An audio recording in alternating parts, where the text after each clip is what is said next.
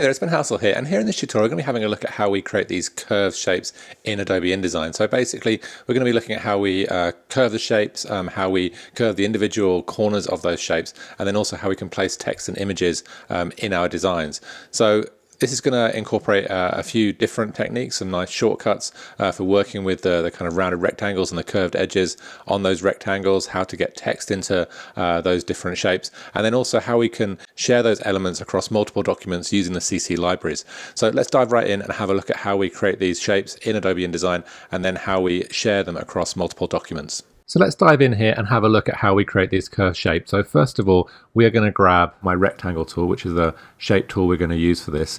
If you don't see your rectangle tool, then just come to your toolbar and click and hold, and you may need to switch from the ellipse or the polygon to your rectangle tool. So I'm going to stretch this out, and we'll have a 3" by 2" size shape here. We could enter in the values exactly over here, but I'm not too worried about that. And then as soon as I've drawn my first rectangle here, which is going to be for the image, I'm going to grab my selection tool. And to make the curves for our rectangle, we are going to click this little yellow box on the top right. And basically these diamonds on each edge will allow us to curve in that box.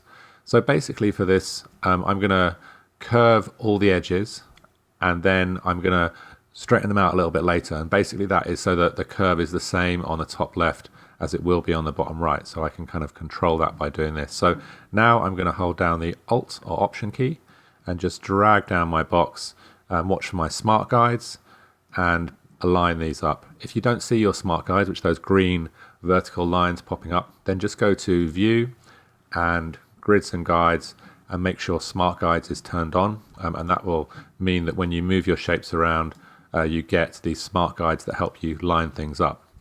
So now I'm going to set this up so that things are kind of set up for the text and image to come in. So I want to leave the curve up at the top left here, and so I'm going to select this top shape, hit my yellow box, and then holding down Shift, I can take away the curvature on the other edges here. So we can basically create this kind of offset where the image is at the top.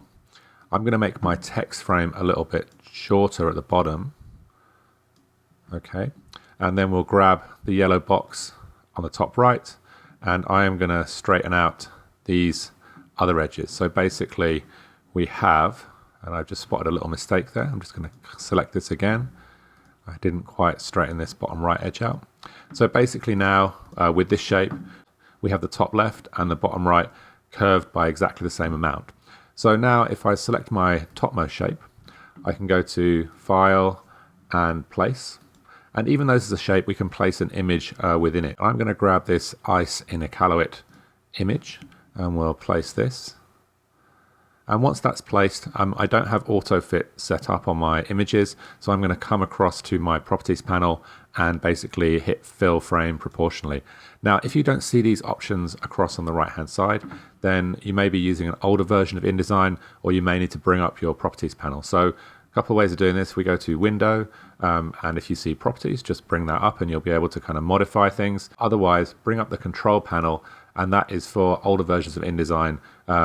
Basically the place you will go to use the fill frame proportionally option, which you can see up at the top here. So we've got our curved image at the top, and now we're going to pop our text in here, and there's a couple of things to consider as we do this. So the first thing I'm going to do is grab my type tool from my toolbar across on the left, and then I'm going to hover over here and just click once. So we're just going to drop some placeholder text in here. So I'm going to go to my type menu, fill with placeholder text, and basically in here we'll add a little title up at the top.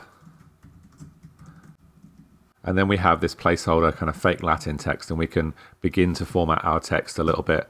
I'm going to delete some of these lower lines. But before we do that, we don't want our text to kind of bump right up against the edge here. So before we do any more formatting for our text, I'm just going to change the inset spacing for our text frame. So we can do that in one of two ways. We'll come back to the selection tool.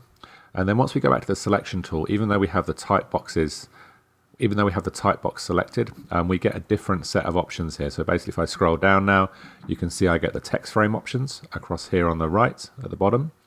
Or if I don't see that option, I'm in an older version of InDesign, I can go to Object, Text Frame Options, and bring up my text frame options. And it's in here, and I want to make sure Preview is turned on on the bottom left, that I can add some inset spacing for my text so it's not bumping right up against the edge of that text frame. So basically 0.125 inches is fine for this. I'm not going to align it any differently. I'm just going to leave it aligned to the top, and I'll click OK.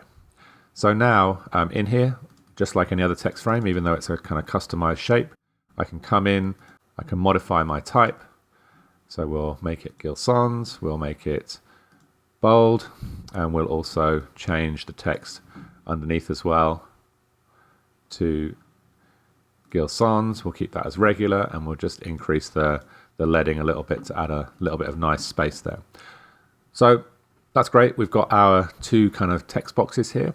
I am going to remove the outline from these boxes. So I'm just going to select my image at the top. And when you're selecting an image, make sure you click away from the center. You don't want to click on this circle unless you're looking to reframe your image. So click away once, then click back, and make sure you get the blue outline, or the outline that's the color of your layer, on there. So with this selected, I'm going to come to my stroke on the right and click the color and change that to none.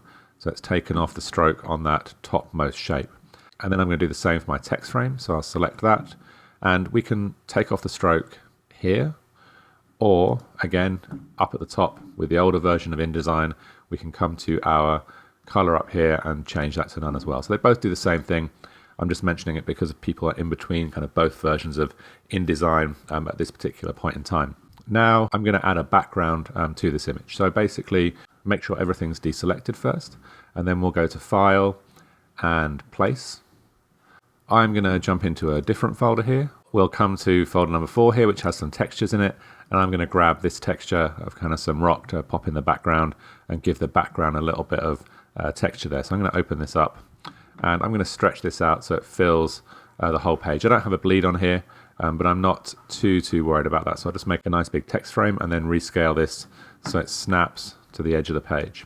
So the first thing we've got to do here, obviously, is manage our layers. So I need to send this to the back so that we can really see the text and images. So if I select this, I can go to Object, Arrange, and Send to Back, and that will bring my image and my text to the foreground. And what we'll see here now, obviously, is with this text box at the bottom, we need to add a background to that. So basically, if we reselect that and then come to either our Properties panel on the right or the Options panel at the top, we can select our fill color and we can make that paper. And basically now we have that kind of nice graphic over the top of the background image. We could add a stroke in there if we wanted to, but the nice thing about this is that the curves at the top left and the bottom right match up nicely. We could also, if we wanted to, with the background layer, come to our Effects panel. So if I go to Window and Effects, I could drop down the opacity of that just to kind of make it a little bit lighter. So we'll make it more of a kind of subtle texture in the background by dropping the opacity down to 20%. And that will kind of make this stand out again a little bit better. I think I'm going to add in my border here for the bottom part of this. So I'm going to make that black and then just leave the stroke weight at 1 point. So now you can see we kind of get a little bit more contrast between the text in the foreground and the background. So that's how to create this curved image frame effect. If we select these two images, then we can go to Object and Group. And if we come to our CC libraries, then basically we can take something like this and drag it into our libraries. And it will take a few moments to upload the image and the text. So once your element has uploaded to your CC libraries, then you can basically create any new document, and then you can use and reuse that in the new document. So basically all we need to do now is select this artwork from our library. We can drop it on here and obviously modify the text by double clicking into it. We can then also, if we select the top image, hold down Control and tap D, or Command and tap D if you're on the Mac. And that will basically allow us to drop another image into that frame. So obviously we'll need to select that image, come back to our properties and get it to fill the frame proportionally. But now we have a reusable graphic element that we can use and reuse anywhere in any one of our documents. So hopefully that quick tip has been useful. If you have any questions about Adobe InDesign, then please do leave them below. Also, I have InDesign tutorials on a site called Skillshare. Please do go and check them out. And I look forward to seeing you on the next tutorial.